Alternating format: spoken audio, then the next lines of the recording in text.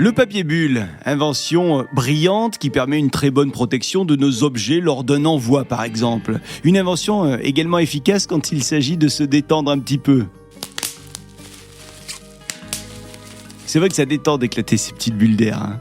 Savez-vous comment on en est arrivé à cette invention du papier bulle? Non? Il n'y a que nous qui nous sommes posé la question? Bon, vous inquiétez pas, on va tâcher de vous donner la réponse. La Fabrique Audio présente La Petite Histoire.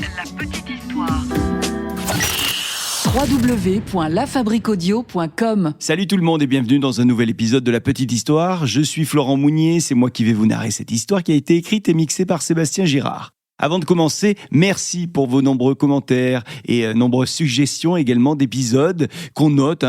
Si d'ailleurs vous aussi vous avez des sujets que vous aimeriez qu'on traite, n'hésitez pas à nous le dire sur les réseaux sociaux ou bien en commentaire d'épisodes sur Spotify par exemple. Allez, sans plus attendre, on part à la découverte du papier bulle.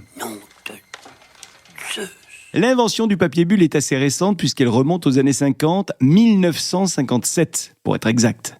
On est dans le New Jersey, dans la ville de Hawthorne. Et là, il y a deux inventeurs, un Américain, Alfred Fielding, ainsi qu'un Suisse, Mark Chavan, qui bossent ensemble. Ils bossent dans le garage d'Alfred. Et ils ont eu une idée, ces deux gars. Ils pensent, cette idée d'ailleurs révolutionnaire. Ils veulent créer un papier peint texturé avec un relief, histoire qu'il soit facile à laver une fois posé au mur. Ouais, c'est pas mal, hein? Alors pour qu'il se lave facilement et qu'il ait du relief, ce papier peint, il faudra qu'il soit en plastique.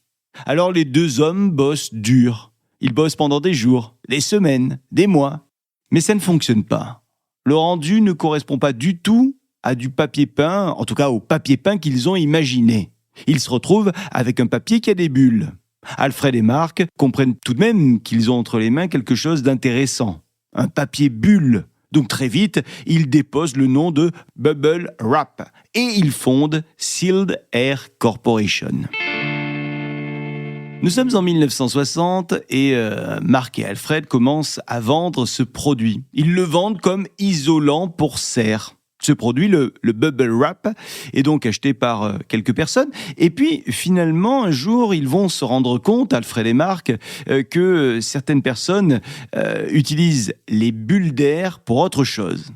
En effet, ces bulles d'air, les unes à côté des autres, ça fait comme plein de petits coussins de protection. Et si on utilise ces petites bulles d'air pour entourer des objets fragiles, eh bien, ça les protège. Alors c'est en 1961 que Mark Chavan décide que ce papier bulle ne sera pas un isolant pour serre, mais qu'il deviendra bel et bien une protection pour le transport et l'envoi d'objets.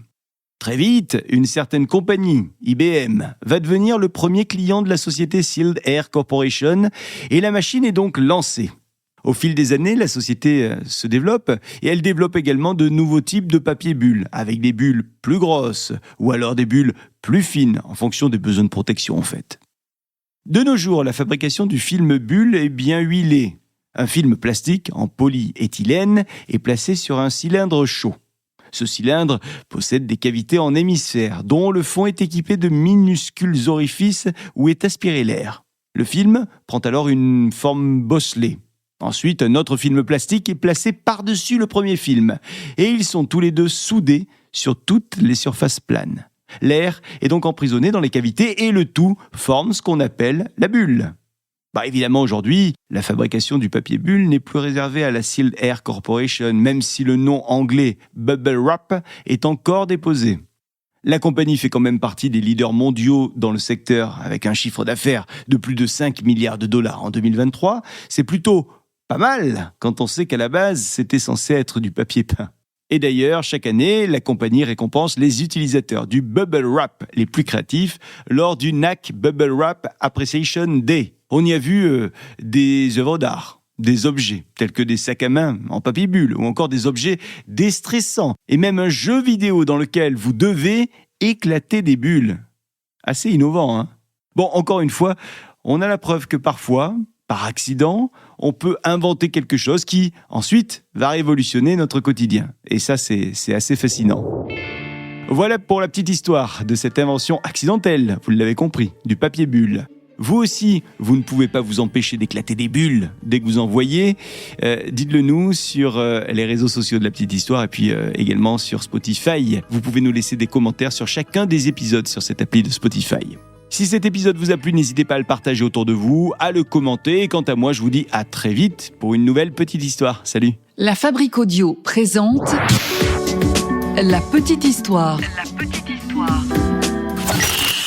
Vous souhaitez devenir sponsor de ce podcast ?